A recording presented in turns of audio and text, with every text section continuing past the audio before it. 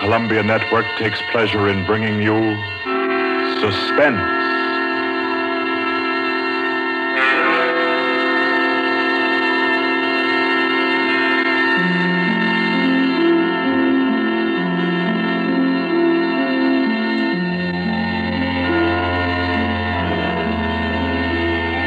Suspense, Columbia's play theater of outstanding thrillers, produced and directed by William Spear and scored by Bernard Herrmann. The notable melodramas from fiction and stage and screen, from the world's great literature of entertaining excitement, presented each week to bring you to the edge of your chair, to keep you in suspense.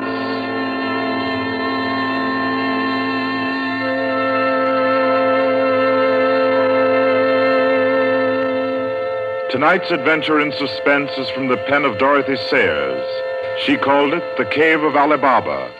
Like the tale told by Scheherazade, a distinguished ancestress in the storytelling art, Miss Sayers' thriller deals with 40 thieves and with 2 magic words. For your uneasy listening, then, Suspense presents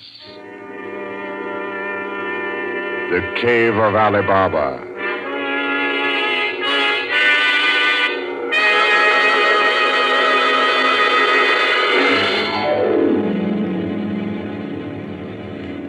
On a Saturday afternoon in January, in a grim and narrow house in Lambeth, a man sat eating kippers and reading the daily paper.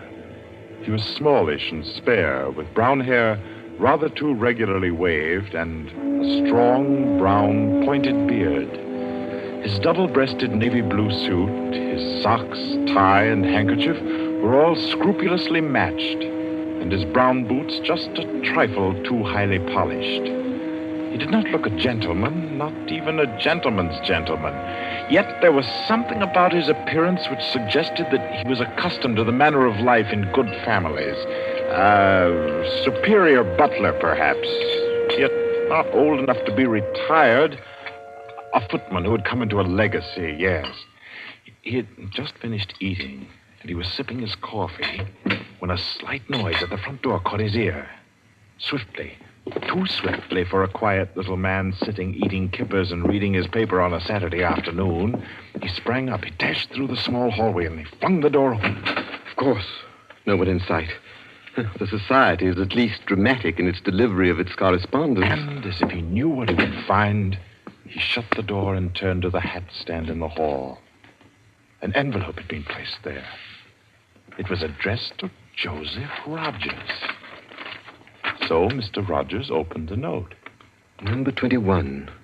An extraordinary general meeting will be held tonight at the house of number 1 at 11:30. You will be absent at your peril. The word is finality. Finality. Yes, I think so. The man called Joseph Rogers stood for a moment, studying the note. Then he strode to the rear of the house, to a tall safe built in the wall. Carefully, he manipulated a dial. He swung the safe door open. He stepped inside, into a small strong room. He opened a drawer marked Correspondence, placed the note inside, and then came out again. A moment to reset the lock for a new combination, and then he went back into the living room.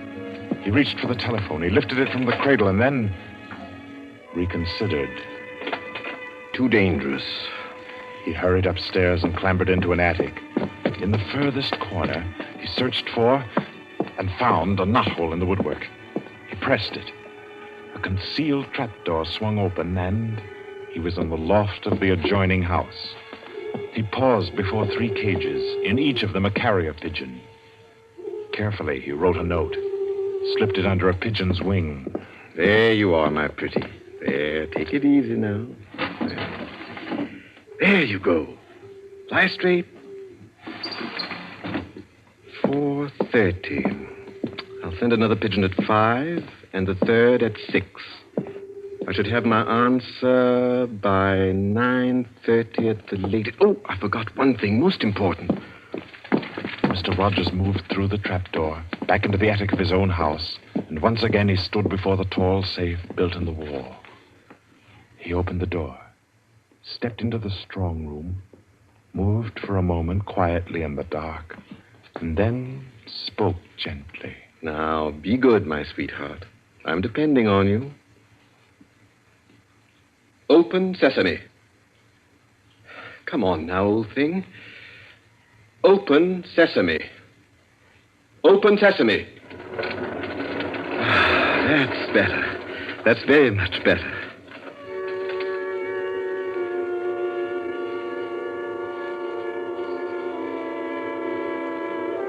By 9:30, his answer was back. All the little piece of paper said was a hasty okay. At a quarter before 11, he took his revolver from a locked drawer, inspected it carefully. Yes, loaded it with cartridges from an unbroken packet, and left the house. He walked quickly, keeping well away from the wall. And when he climbed on a bus, he sat next to the conductor, where he could watch all who got on and off.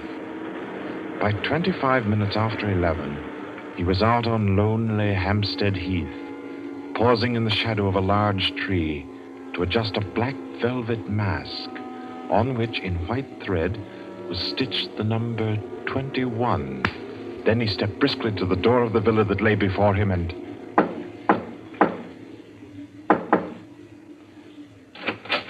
What is it? Finality. Come in. Go right on through. Number 1 will check you in. Right.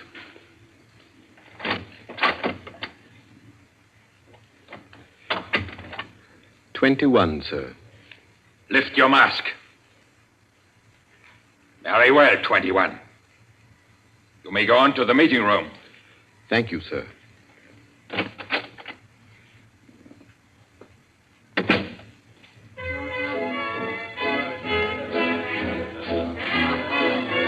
The room of the villa in which Mr. Rogers now stood was a large one, a brilliantly lighted room.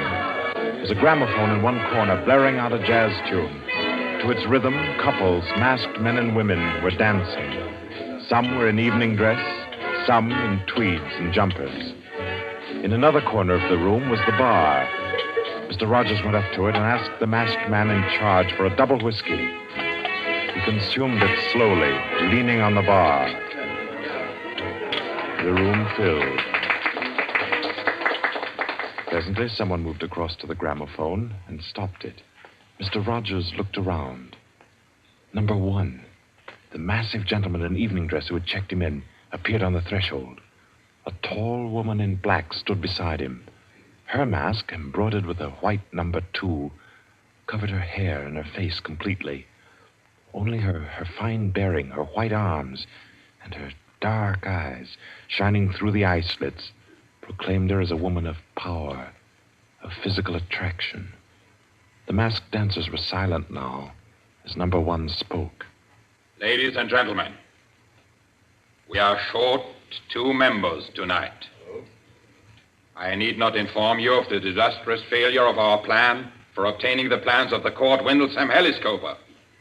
Our courageous and devoted friends, number 15 and number 38, were betrayed and taken by the police. Some of you might fear that under examination these 2 would break down and give away our society. There is no need for such a fear. I gave the usual orders, and their tongues have been silenced. Their defense will be discreetly compensated in the usual manner. I call upon number 12 and 34 to undertake this agreeable task. They will attend me at my office for their instructions after the meeting.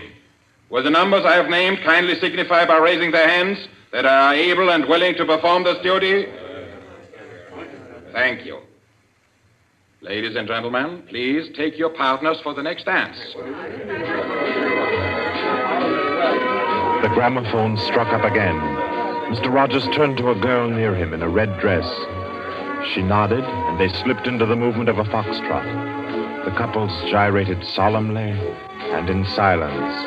Their shadows were flung against the blinds as they turned and stepped to and fro. The girl in red spoke to Mr. Rogers. What's happened? I'm frightened, aren't you? feel as if something awful was about to happen. It does take one a bit short. Number one's way of doing things. But it's safer like that. Oh, those poor men. No talking, please. You know the rules. Sorry. In silence, the dance continued. And then it came to an end. And then when it had finished, the dancers came again to where number one sat and waited with tense eagerness for him to speak. Ladies and gentlemen, you may wonder why this extraordinary meeting has been called. The reason is a serious one. The failure of our recent attempt was no accident. The police were not on the premises that night by accident. We have a traitor amongst us. This last failure was not the first. You'll remember the unfortunate way in which the affair of the Dinglewood pearls turned out. And there were others. However, I am happy to say that our minds can now be easy. All these troubles have been traced to their origin. The offender has been discovered and will be removed. The misguided member who introduced the traitor to our ranks will be placed in a position where his lack of caution will have no further ill effects. There's no cause for alarm. Ladies and gentlemen, please take your partners for the next dance.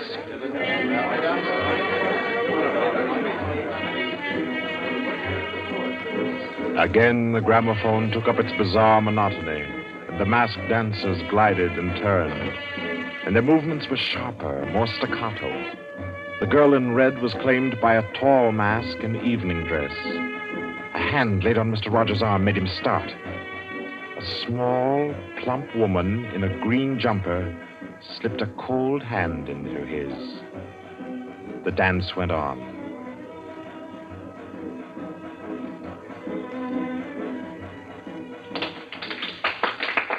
When it stopped, everyone stood detached, stiffened in expectation.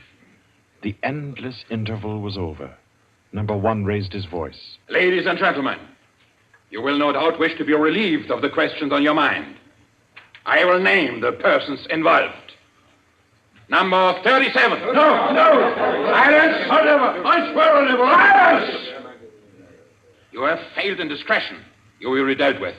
If you have anything to say in defense of your folly, I'll hear it later. Sit down. Number 37 sank down upon a chair. He pushed his handkerchief under the mask to wipe his face. Two tall men closed in upon him. The rest fell back. Ladies and gentlemen, I will now name the traitor. Stand forward. Number 21. Take off your mask. Number 37.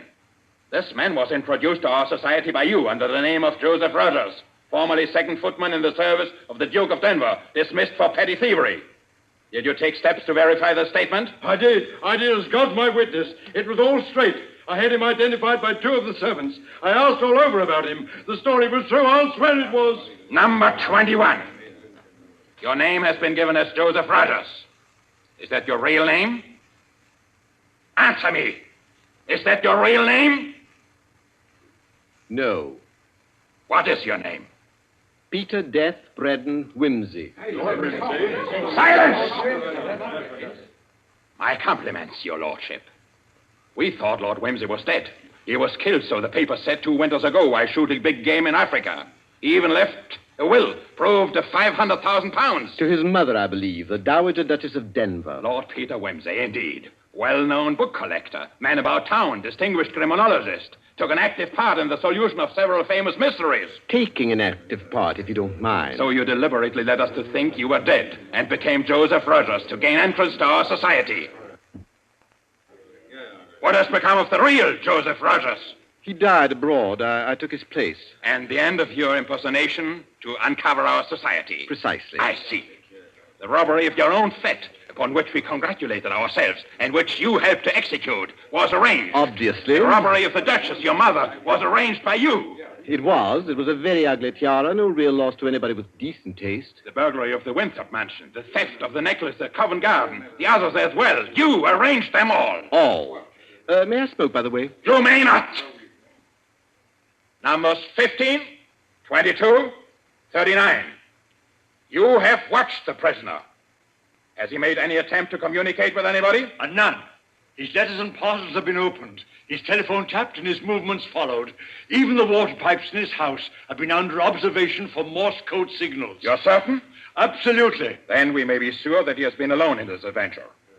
Well, ladies and gentlemen, please take your... Very well. Take the prisoner away. And be sure you explain carefully to him first the manner of his death. I'm sure he'll enjoy it. Wait, at least you can let me die decently. Take him away. Stop, I have something to say, something to sell. We make no bargains with traitors. No, but listen. Do you think I haven't thought of this? I'm not a fool. I've left a letter. To whom? To the police. If I don't return tomorrow, it'll be opened. It's a bluff. The prisoner sent no letter. He's been strictly watched for months. I left the letter before I came to Lambeth. Then it can't contain no information of any value. Oh, but it does. The combination of my safe. Indeed? Has this man's safe been searched? Yes. What did it contain? No information of importance, sir. An outline of our organization, the name of the house, nothing that can't be altered and covered before morning. And did you investigate the inner compartment of the safe? You hear what he says, did you? He's trying to bluff. There is no inner compartment. I hate to contradict you, but I'm really afraid you must have overlooked it. And what did you say was in the compartment, if it does exist? The names of every member of this society with their addresses, photographs, and fingerprints. How did you say you contrived to get this information? By doing a little detective work on my own. But you've been watched. True, the fingerprints of my watches adorn the first page of the collection. That statement can be proved? Certainly. The name of number 40, for example... Stop! If you mention names here, you will certainly have no hope of mercy. Bring the prisoner to my office. Ladies and gentlemen, take your partners for the next dance. Yes.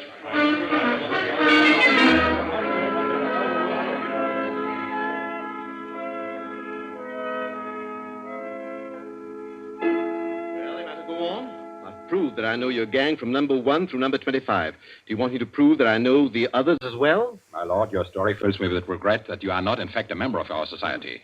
Wit, courage, and industry are valuable in an association like ours. I fear I cannot persuade you. No, I suppose not.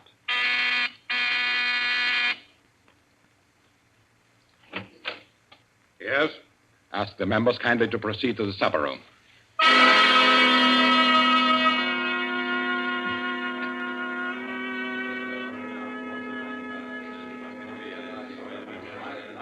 Ladies and gentlemen, I'll not conceal from you the seriousness of the situation. The prisoner has recited to me 25 names and addresses which were thought to be unknown except to their owners and to me. There has been great carelessness. Fingerprints have been obtained. He showed me some photographs of them. He tells me that the book of names and addresses is to be found in the inner compartment of his safe, together with certain letters and papers stolen from the houses of members, and several objects with fingerprints. I believe he tells the truth. He offers the combination of the safe in exchange for a quick death. I think his offer should be accepted. What is your opinion, ladies and gentlemen? The combination is known already. Fool! This man is Lord Peter Wimsey, a scientist of crime. Do you think he will have forgotten to change the combination? Oh, I say give him the promise. Time's getting short. You agreed? It's a bargain, Wimsey. What is the combination? The word of the combination is unreliability. And the inner door, the inner compartment. In anticipation of the visit of the police, the inner door is open. Good. Number 12 and 36. You will go to the prisoner's house and... Why should any more members That's right. I agree. Nobody ought to be trusted. Then what, ladies and gentlemen, do you suggest? You go yourself. You're the only one that knows all the names. You go yourself. I second that motion. Is the wish of the meeting, then, that I should go? No. I say no. No, don't go. Number 1 is our president, the head and soul of our society. If anything should happen to him, where should we be? You've all blundered. We have your carelessness to thank for all this. Do you think we should be safe for 5 minutes if he were not here to repair your follies? Well, there's something in that. If you will pardon my suggesting it, the lady appears to be in a position peculiarly favorable for the reception of the president's confidences. The contents of my modest volume will be no news to her. Why should she not go herself? Because I say she must not. If it is the will of the meeting, I'll go. Give me the key of the house. Here. Is your house watched? No. If I have not returned in 2 hours, act for the best to save yourselves. And do what you like with the prisoner.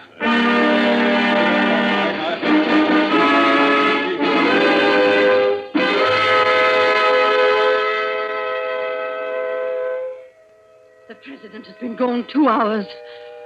Traitor! What's happened to him? How should I know? Perhaps he's looked after himself and gone while the going was good. Liar! Oh. He'd never do that. What have you done with him?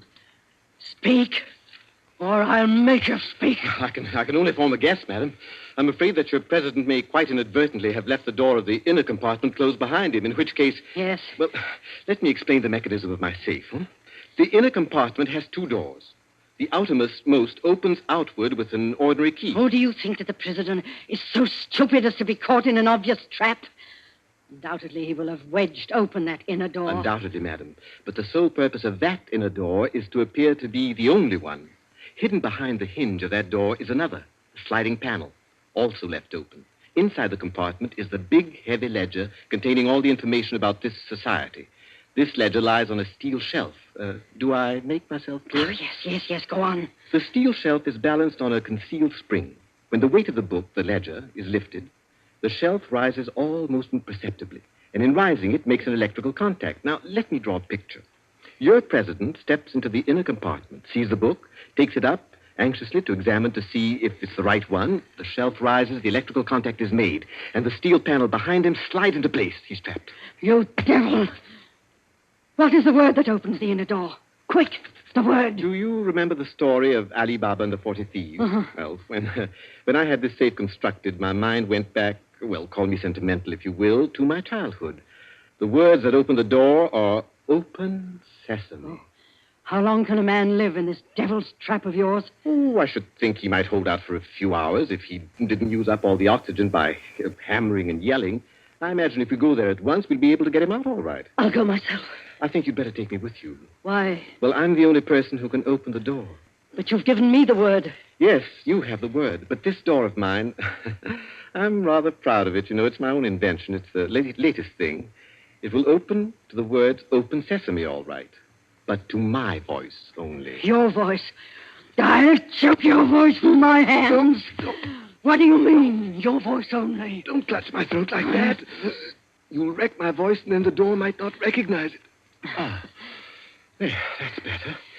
The door got stuck for a week once, and when I had a cold. Is what he says true? Is it possible? Perfectly possible, madam. It'll have a microphone arrangement. Could be done also with light vibrations. We must let him go.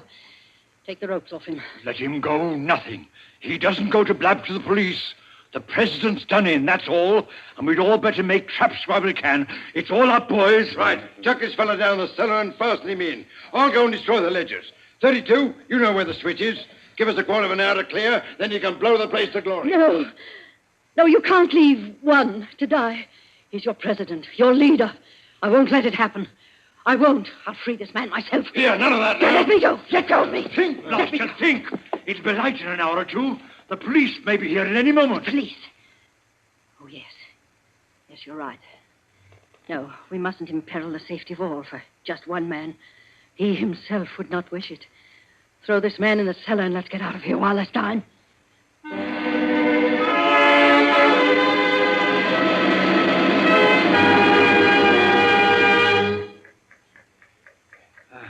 Here. This is good enough. Leave him here. Right. Let's go. Hey, you chaps. Yeah? Should have gagged him. I say, it's lonesome down here in this cellar. You might at least leave the light on. Don't worry about the dark. They're taking you here as the time fuse for the bomb that's going to blow out this place. It's all set. You won't have long to wait. Not long.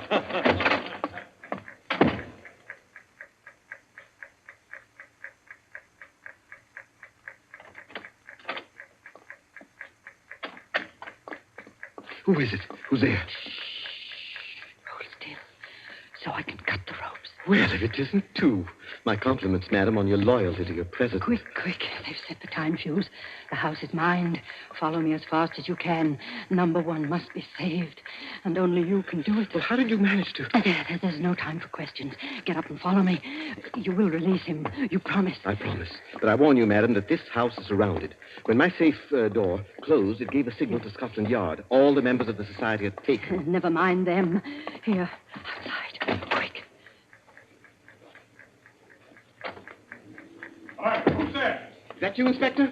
Get your fellows away, quick. The house is going up in a minute.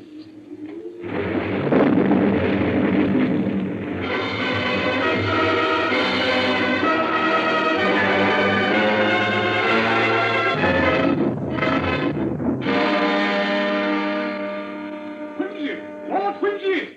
It's Inspector Parker, old man. Are you all right? I'm a bit winded. What's happened, Inspector? Well, about half a dozen of them got blown up. The rest we bagged. Hurry, we must hurry. Who's this? One of the gang. She's called number 2. We must save him, we must. Golly, I clean forgot the gentleman in the safe.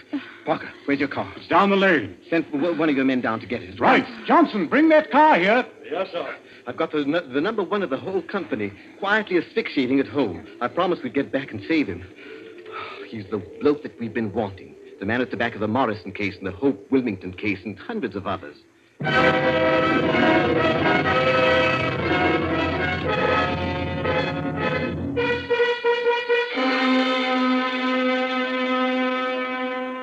Is this it?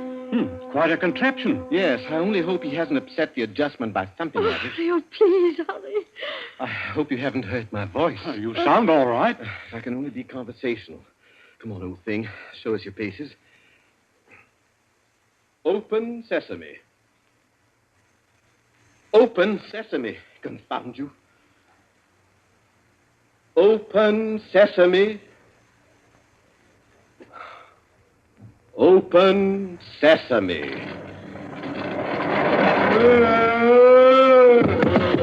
He's dead. Let me see. No, he's not. He lived to stand his trial.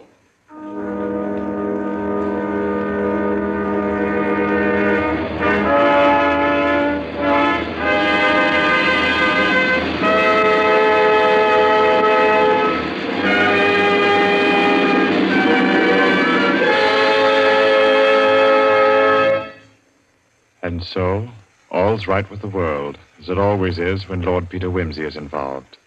The Cave of Ali Baba by Dorothy Sayers was the story which gave us tonight's Suspense. Suspense is produced by William Spear. Our guest director for this evening was Robert Louis Sheehan. Tonight's radio drama was written by Peter Lyon and scored by Bernard Herrmann. Romney Brent was Peter Wimsey, William Moulton played number 1, and Ira Gerald, the lady in the case. Others in the cast were Kathleen Cordell, Victor Beecroft, Roland Bottomley, J.W. Austin, William Podmore, Ian Martin, and William Moulton. Next Wednesday, Suspense will not be heard because of a special all-star Hollywood broadcast which Paramount Pictures will present. 2 weeks from tonight, at this time, Columbia will bring you another selected story from the world's great literature of thrills. Another study in suspense.